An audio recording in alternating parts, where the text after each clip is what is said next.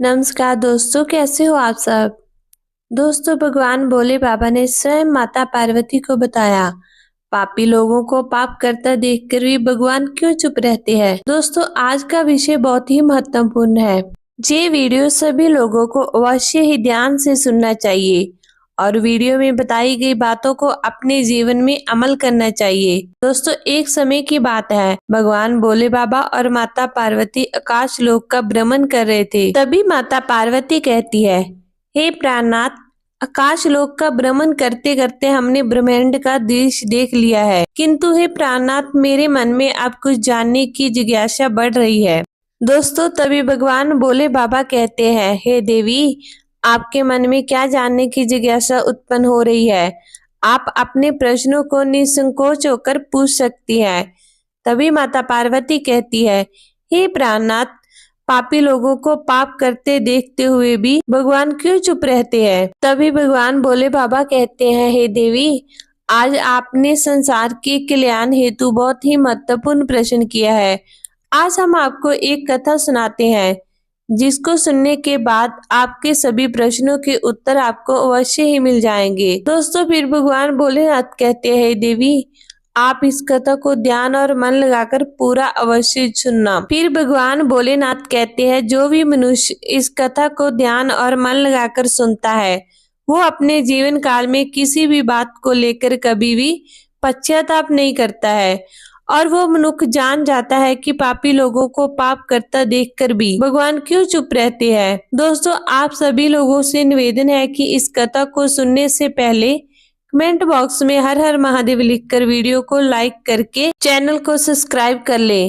दोस्तों, फिर भगवान भोले बाबा कथा को आरंभ करते हैं और कहते हैं, देवी, प्राचीन समय की बात है, एक जंगल में एक मोरनी और मोर का जोड़ा रहा करते थे। वो दोनों पति पत्नी एक दूसरे से बड़ा प्रेम करते थे, एक दूसरे का बड़ा आदर सम्मान करते थे और उनका जीवन बड़े सुख और सुंदर से कट रहा था। उनके जीवन में किसी प्रकार का कोई दुख नहीं था। एक दिन की बात है, मोरनी अपने पति मोर से कहती है, हे पिया जी, भगवान की जिंदगी कितनी सुखी है, कितनी आराम भरी है। उन्हें सिर्फ इस दुनिया को चलाना होता है और बैठे बैठे वो पूरी दुनिया को चलाते हैं। उन्हें कोई मेहनत का काम नहीं करना पड़ता है और उन्हें उनके वक्त अच्छे अच्छे भोग लगाते हैं और उन्हें अच्छे अच्छे पकवान खाने को मिलते हैं। दूसरी ओर हमारा जीवन कितना कठिन है, हमें रोज अपना दाना पानी लोगों से छुप छुप कर जंगल में ढूंढना पड़ता है। दोस्तों, इस पर मोर कहता है, हे प्रिय, ऐसा नहीं है, भगवान का काम बहुत कठिन है। भगवान को ये पूरी सृष्टि चलाने के लिए बड़ी मेहनत करनी पड़ती है। मैं तुम्हें एक कथा के माध्यम से समझाता हूँ, तब तुम्हें मेरी बात समझ में आएगी। दोस्तों, फिर भगवान भोले बाबा कहते हैं कि देवी, फिर वो मोर अपनी कथा आरंभ करता है और मोर कहता है कि हे प्रिय, एक गांव की बात है। उस गांव में भगवान शिव का एक बहुत ही सुंदर मंदिर बना हुआ था और उस मंदिर के बगल में ही एक छोटा सा भगवान भोलेनाथ का शिवलिंग भी था। उस मंदिर की देखभाल के लिए उसी गांव का एक शंभू नाम का व्यक्ति सेवा में लगा हुआ था, जो सुबह शाम मंदिर की साफ सफाई करता था और दोनों समय स्नान ध्यान करने के बाद भगवान की पूजा अर्चना करता था। वो आदमी बहुत ही निर्धन और दुखी था। मंदिर पर आने वाले श्रद्धालुओं द्वारा उसे जो कुछ दान दक्षिणा दी जाती थी, वो उसी से अपने परिवार का गुजारा करता था। मंदिर परिसर में काम करते करते वो अपनी जिंदगी से जुड़ी निजी शिकायतें भगवान की प्रतिमा के सामने खड़ा होकर करता रहता था। कभी घर की बातें, कभी परिवार की बातें, तो कभी दुनियादारी की बातें करता था। दोस्तों, फिर आगे मोर मोरनी से कहता है कि हे प्रिय, एक दिन की बात है, वो भगवान भोलेनाथ के शिवलिंग की प्रतिमा के समक्ष खड़ा होकर दोनों हाथ जोड़कर कुछ शिकायतें भगवान से कर रहा था कि हे भगवान, आपकी जिंदगी कितनी आरामदायक है। आप तो बस मंदिर में एक जगह आराम से बैठे रहते हैं और लोगों की प्रार्थनाएं सुनते रहते हैं। कोई तुम्हें लड्डुओं का भोग लगा जाता है तो कोई प्रसाद चढ़ा जाता है। तरह तरह के मिठास और पकवान भी आपको यही बैठे बिठाए खाने को मिलते रहते हैं। तुम्हारा जीवन कितना आसान है और मेरी जिंदगी कितनी कठिन है। और मेरी छोटी सी जिंदगी है, उसमें हजारों तरह के दुख भरे पड़े हैं और हजारों तरह की परेशानियां आप दे दिए हैं। दिन भर कड़ी मेहनत करता हूँ, तब कहीं दो समय का खाना मैं अपने परिवार के लिए जुटा पाता हूँ और वही पापी पखंडी लोगों को देखो, दिन रात बुरे कर्म में लिप्त रहते हैं, फिर भी मौज की जिंदगी जी रहे हैं। हे भगवान, यदि मेरी भी जिंदगी आपकी तरह हो जाती तो मेरा जीवन कितना खुशहाल होता। दोस्तों, अपने उस भक्त की ऐसी बातें सुनकर भगवान से रुका ही नहीं गया। वो उसी शिवलिंग की प्रतिमा से ही अपने त्रिभुज रूप में भगवान भोले बाबा अपनी नंदी के साथ प्रकट हो जाते हैं और कहते हैं, हे पुत्र, तुम गलत सोच रहे हो। तुम जैसा सोच रहे हो वैसा नहीं है। दूर से देखने पर सबका जीवन अपने जीवन से अच्छा दूसरों का जीवन दिखाई पड़ता है। जब हमें उसकी वास्तविक जिंदगी का पता चलता है तब समझ में आता है कि ये तो मुझसे भी गया गुजरा जीवन जी रहा है। तुम मेरी जिंदगी को आराम समझ रहे हो। मेरा जीवन उतना आसान नहीं है जितना तुम समझ रहे हो।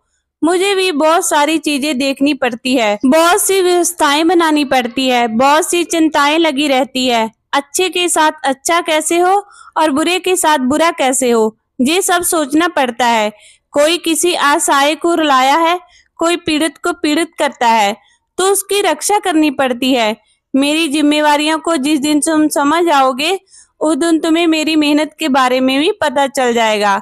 दोस्तों, फिर आगे भगवान भोले बाबा उस शंभु व्यक्ति से कहते हैं, हे पुत्र, इतना आसान नहीं है भगवान बनना। जिस तरह एक पिता बनकर मनुष्य अपनी संतान के लिए अपने फर्जों को निभाता है, उनके दुख सुख अच्छे बुरे का ख्याल रखता है, उसी तरह मुझे भी तुम सबका ख्याल रखना पड़ता है। इतनी सारी जिम्मेदारियों को एक साथ निभाना कोई आसान काम नहीं है। फिर भगवान भोलेनाथ की बात सुनकर वो भक्त बोला, हे भगवान भोलेनाथ, आप तो बहुत ही भोले भाले हैं। आप ये कैसी बातें कर रहे हैं? आपका काम तो सचमुच में बड़ा ही आसान है। इस तरह पूरे दिन आप बैठे रहते हैं। आपकी तरह तो मैं भी किसी समय बैठा रहता हूँ तो किसी समय खड़ा रह सकता हूँ। इसमें क्या बड़ी बात है। दोस्तों, फिर आगे भगवान भोलेनाथ कहते हैं, हे पुत्र, मैं फिर कहता हूँ, तुम ये नहीं कर पाओगे। मेरे इस कार्य में बड़े धैर्य की आवश्यकता पड़ती है और मनुष्य में इतना धैर्य नहीं होता है कि वो परिणाम घोषित करने तक रुक सके। मनुष्य के अंदर ये कमजोरी होती है कि वो थोड़ा सा सुख पाता है तो वो घमंड से भर जाता है और जरा भी दुख आ जाता है तो वो टूटकर शीशे के भांति बिखर जाता है। वो अपने धैर्य को बनाकर नहीं रख पाता है। दोस्तों, फिर भक्त बोला, अच्छा, अगर ऐसी बात है तो आप मुझे एक दिन के लिए आपकी जिंदगी जी लेने दीजिए, फिर आप जैसा कहेंगे मैं वैसा ही करूंगा। दोस्तों, मोर आगे अपनी पत्नी मोरनी से कहता है कि हे प्रिय, भगवान भोलेनाथ ने उस शंभु नाम के व्यक्ति को बहुत समझाया पर वो बड़ा जिद्दी था। उसने भगवान भोलेनाथ की एक भी बात नहीं मानी। फिर भगवान भोलेनाथ ने भी सोचा कि चलो, मैं इसे एक दिन के लिए अपनी जिंदगी दे ही देता हूँ। कुछ लोगों पर उपदेशों की बातों का कोई प्रभाव नहीं पड़ता है। वो संसार की ठोकर खाने के बाद ही सही राह पकड़ते हैं। फिर आगे भगवान भोलेनाथ ने कहा, बेटा ठीक है, एक दिन के लिए मैं तुम्हें भगवान बनाता हूँ और तुम्हारी जिंदगी मैं जीता हूँ। फिर देखते हैं कि तुम मेरा काम किस ढंग से करते हो।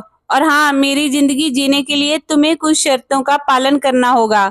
दोस्तों, फिर वो शंभु नाम का भक्त बोला, हे भगवान भोलेनाथ, मैं आपकी सारी शर्तें मानने के लिए तैयार हूँ। बताइए आपकी क्या शर्त है। भगवान भोलेनाथ कहते हैं, हे पुत्र, तुम ध्यान से सुनो। मंदिर में रोजाना बहुत से लोग आएंगे जाएंगे, जिसमें अच्छे भी लोग होंगे और बुरे भी होंगे, क्योंकि भगवान पर तो सबका ही अधिकार होता है। यदि किसी पिता का बेटा निकम्मा निकले तो क्या वो पिता उसे अपना बेटा नहीं मानेगा। इसी तरह अच्छे बुरे दोनों लोग मेरे बच्चे हैं, परंतु प्रणाम मैं उनको कर्मों के अनुसार ही देता हूँ। दोस्तों, फिर भगवान भोलेनाथ कहते हैं, बेटा, जब तुम भगवान बनकर मेरे स्थान पर खड़े होंगे तो तुम्हें अच्छा कहने वाले लोग भी आएंगे और बुरे कहने वाले भी आएंगे।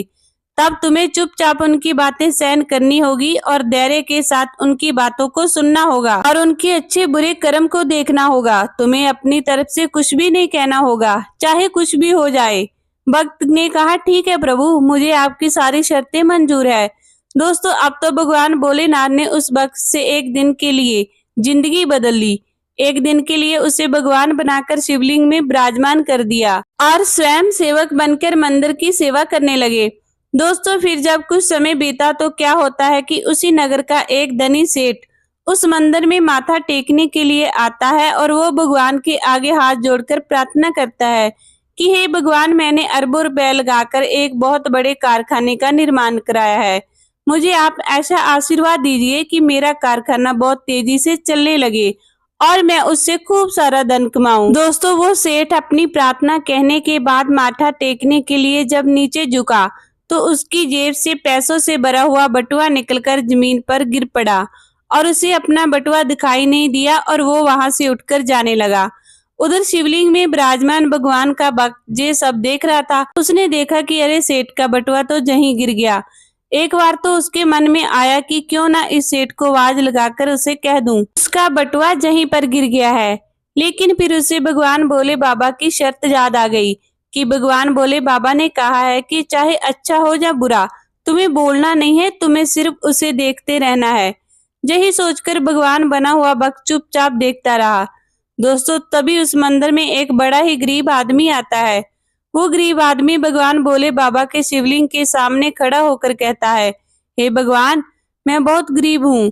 इस गरीबी में बड़े दुख का जीवन जी रहा हूँ। परिवार का पेट पालना भी मुश्किल हो रहा है। घर में माँ बीमार है, उसका इलाज कराने के लिए मेरे पास पैसे नहीं है। मैं कहाँ से व्यवस्था करूँ? कुछ समझ नहीं आ रहा है कि आगे का मेरा जीवन कैसे चलेगा। आज मेरे पास मात्र 1 रुपए है। इससे तो ना एक समय का राशन आ पाएगा और ना माँ की दवाई। कुछ कृपा कर दो भोलेनाथ, जिससे मेरी जरूरतें पूरी हो जाए। दोस्तों, इतना कहकर वो आदमी मंदिर से जाने लगा। तभी उसकी नजर पैसों से भरे उस बटुए पर पड़ी। उसने तुरंत बटुआ उठा लिया और उसमें बहुत सारे पैसे देखकर वो मन ही मन खुश होने लगा और भगवान को धन्यवाद देने लगा कि हे भगवान भोलेनाथ, आप वास्तविक में बड़े महान हो। आपके मेरी प्रार्थना इतनी जल्दी सुन ली। इन पैसों से अब मैं अपने परिवार के लिए राशन की व्यवस्था करूंगा और माँ का इलाज कराऊंगा। दोस्तों, फिर वो गरीब आदमी भगवान भोलेनाथ को धन्यवाद देकर वहां से जाने लगा। उधर भगवान बनकर शिवलिंग में बैठा हुआ भगवान का भक्त सोचने लगा कि अरे ये बटुआ तो उस अमीर सेठ का है और ये गरीब आदमी उसे उठाकर ले जा रहा है। दोस्तों, एक बार तो उसके मन में आया कि आवाज देकर इसे बता दूं कि ये बटुआ उसका नहीं बल्कि एक सेठ का है। लेकिन तुरंत ही उसे भगवान भोलेनाथ की वो शर्त याद आ गई कि भगवान भोलेनाथ ने तो मुझे बोलने के लिए मना किया है। इसलिए वो चुपचाप मौन बनकर शिवलिंग की प्रतिमा में विराजमान था। अब गरीब आदमी के जाने के कुछ देर बाद मंदिर में एक व्यक्ति और आता है। दोस्तों, वो तीसरा व्यक्ति एक सैनिक था। अगले ही दिन अपने राजा के साथ युद्ध पर जा रहा था। वह मंदिर में भगवान से इतनी प्रार्थना करने आया था कि उसकी यात्रा सुरक्षित रहे। वो युद्ध के बाद शुक्ल अपने घर लौट आए। वो सैनिक प्रार्थना कर ही रहा था कि इतने में वही व्यापारी अपने कुछ लोगों के साथ मंदिर में दाखिल होता है, जिसका पैसों से भरा हुआ बटुआ मंदिर में गिर गया था। अब सेठ के कहने पर सेठ के लोगों ने उस सैनिक को पकड़ लिया और उसे पकड़कर ले जाने लगे। ये बात भगवान बने हुए उस भक्त को बिल्कुल भी सही नहीं लगी, क्योंकि वो सैनिक तो बिल्कुल निर्दोष था। बटुआ तो वो गरीब आदमी लेकर गया था। भगवान बने हुए भक्त को अपने सामने होता जे अन्याय का काम पसंद नहीं आया। वह भगवान भोलेनाथ की शर्त को याद करके चुप रहता था, क्योंकि भगवान भोलेनाथ ने उसे बोलने के लिए मना किया था। लेकिन वो भक्त उस न्याय को मौन रहकर देखना भी नहीं चाहता था। वो जानता था कि उसके चुप रहने का मतलब है कि एक बेकसूर आदमी को सजा हो जाएगी। और फिर उससे रुका नहीं गया। वो कहने लगा कि हे सेठ, तेरा बटुआ इसने नहीं चुराया है। तेरा बटुआ तो इससे पहले मंदिर में आया एक गरीब आदमी चुरा के ले गया है। मैं भगवान हूँ और मैंने सब कुछ देखा है। दोस्तों, अब भला सेठ और सेठ के लोग भगवान की बात क्यों नहीं मानते? उन्होंने तुरंत सैनिक को छोड़ दिया और उस गरीब आदमी को पकड़ लाए। उससे सेठ का बटुआ भी छीन लिया। वो बेचारा बड़ा निराश हुआ। उधर जब एक दिन का समय पूरा हुआ तो भगवान भोले बाबा मंदिर में आए। उधर भगवान बने हुए उस भक्त ने पूरे दिन का घटनाक्रम भगवान भोलेनाथ को सुनाया और बड़े गर्व से कहा कि हे भगवान, आज मैंने एक सैनिक के साथ हो रहे अन्याय को होने से रोक लिया। आपने देखा, एक दिन भगवान बनकर मैंने कितना महत्वपूर्ण कार्य किया है। भक्त की बात जब भगवान भोलेनाथ ने सुनी तो कहने लगे, बेटा, तुमने न्याय नहीं अन्याय किया है। तुमने उस गरीब आदमी को पकड़वा कर उसके परिवार के मुंह से भोजन का निवाला छीना है। उसकी बीमार माँ का इलाज होने से रोका है। ये तुमने बहुत बड़ा अन्याय कर दिया है। वो सेठ बड़ा अधर्मी था। उसने पाप कर करके करोड़ों रुपए की दौलत जोड़ी है। गरीबों का पेट काटकर उसने उन पैसों को जमा किया है। यदि उसका बटुआ छूट गया था तो क्या हुआ, कम से कम किसी गरीब का कुछ भला हो जाता और उस सेठ के कुछ पाप भी कम हो जाते। तुमने उस सैनिक को बचाकर भी बहुत बड़ा अन्याय किया है। वो सैनिक अपने राजा के साथ युद्ध में जाकर एक कमजोर देश का राज्य हड़पने वाला था। जानते हो युद्ध में कितने निर्दोष सैनिक मारे जाएंगे। तुमने उसे बचाकर अन्याय किया है। भक्त को भगवान भोलेनाथ की बात को सुनकर बड़ा पश्चाताप हुआ और वो कहने लगा, हे भगवान भोले बाबा, मैं तो वही देख पा रहा था जो मेरी आंखों के सामने हो रहा था। उसके पीछे की सच्चाई कुछ और होगी, ये मैं नहीं देख पा रहा था। भक्त आगे कहता है, भगवान, दुनिया को सिर्फ आप ही चला सकते हैं, क्योंकि आप जीवन के हर पहलू को अच्छी तरह से देख सकते हैं। आप जो करते हैं अच्छा ही करते हैं। गलत तो हम हैं जो जीवन की वास्तविकता को समझ नहीं पाते, उससे पहले ही आप पर दोष लगा देते हैं। जब हमारे साथ कुछ गलत हो रहा होता है, जहाँ हमारे हिसाब से कुछ नहीं होता है, तो उस समय हम अपना धैर्य खोकर भगवान को दोषी कहने लगते हैं और उन्हें दोष देने लगते हैं। हम ये समझ नहीं पाते कि हमारे साथ हो रहे गलत कार्य में भी भगवान की कोई ना कोई योजना छिपी होती है, जो आगे चलकर हमारे लिए हितकर साबित हो सकती है। दोस्तों, फिर वो भक्त भगवान भोले बाबा से कहता है, हे भोलेनाथ, मनुष्य की समझदारी इसी में है कि हमें गंभीरता पूर्वक कार्य के आगे और पीछे के परिणाम को सोच लेना चाहिए। यदि आपके साथ आपकी मर्जी के अनुसार कुछ नहीं हो रहा है, तो उसमें भगवान की मर्जी समझना चाहिए और आगे भगवान जो करता है वो अच्छा ही करता है, ऐसा सोचकर अपने कर्तव्य पर ध्यान देना चाहिए। दोस्तों, फिर उसके बाद भगवान भोले बाबा उस व्यक्ति से कहते हैं, हे पुत्र, क्या अब तुम्हें पता चल गया, भगवान बनना इतना आसान नहीं है। फिर आगे वो भक्त कहता है, हे भोले बाबा, आप जितने भोले भाले हैं, इतनी ही सरलता से लोगों के दुखों को दूर कर देते हैं और इन्हें ज्ञान दे देते हैं। तो हे प्रभु, अब मैं सब समझ गया हूँ। कुछ भी बनना आसान है, पर भगवान बनना इतना आसान नहीं है। दोस्तों, उसके बाद भगवान भोले बाबा उस भक्त को तथास्तु करके वहां से सीधा कैलाश पर्वत पर माता पार्वती के पास पहुंच जाते हैं। फिर आगे माता पार्वती से कहते हैं, हे देवी। आगे वो मोर अपनी पत्नी से कहता है कि हे प्रिय, अब बात करते हैं उन दो कारणों की जिनकी वजह से भगवान पाप होते हुए देखकर भी चुप क्यों रहता है। पहला कारण तो ये है कि भगवान तब तक आपकी मदद नहीं करेंगे जब तक आप दुनिया वालों पर निर्भर रहेंगे। जिस दिन आप खुद पर तथा भगवान पर निर्भर हो जाएंगे, उस दिन वो आपकी मदद के लिए जरूर आएंगे। दुनिया वालों पर और परिवार वालों पर आस्तिक होने के कारण भगवान ने द्रौपदी की भी लाज नहीं बचाई थी। जब तक उसे लग रहा था कि मेरे 5 शूरवीर पति मुझे अपमानित नहीं होने देंगे, तब तक उसने भगवान को याद नहीं किया और ना तब तक भगवान श्री कृष्ण उसकी मदद के लिए आगे आए। वो तो इंतजार कर रहे थे कि द्रौपदी कब अपने परिवार वालों को भूलकर और मुझे पुकारे और मैं जाकर उसकी लाज बचाऊं। दोस्तों, और हुआ भी ऐसा ही। परिवार की आस छोड़कर द्रौपदी अंत में भगवान कृष्ण को समर्पित हुई और उन्हें आवाज लगाई। तब भगवान श्री कृष्ण ने बिना समय गवाए उसकी लाज बचाई। दूसरा कारण यह है कि भगवान मनुष्य के कर्म भी देखकर चलते हैं कि किसको कहाँ पर किस कर्म का दंड मिलना चाहिए, किसको किस कर्म का फल मिलना चाहिए। भगवान आपके अगले और पिछले सारे कर्मों को देखकर हिसाब करते हैं। भगवान को समर्पित होकर चलिए तो आपका कभी भगवान बुरा नहीं होने देंगे। दोस्तों, माता पार्वती इस कथा को सुनकर अति प्रसन्न होती है और कहती है, हे स्वामी, आप ही इस संसार में आदि और अनंत है। आज आपने मुझे इस कथा को सुनाकर मेरे मन को शांत किया है। दोस्तों, उम्मीद करती हूँ आप लोगों को ये कथा पसंद आई होगी। अगर दोस्तों पसंद आई हो तो वीडियो को लाइक करके चैनल को सब्सक्राइब करें और कमेंट बॉक्स में हर हर महादेव अवश्य लिख दीजिएगा। दोस्तों, कथा सुनाते समय कोई गलती हो तो कृपया माफ कीजिएगा। कथा को पूरा सुनने के लिए आप सभी लोगों का बहुत बहुत धन्यवाद।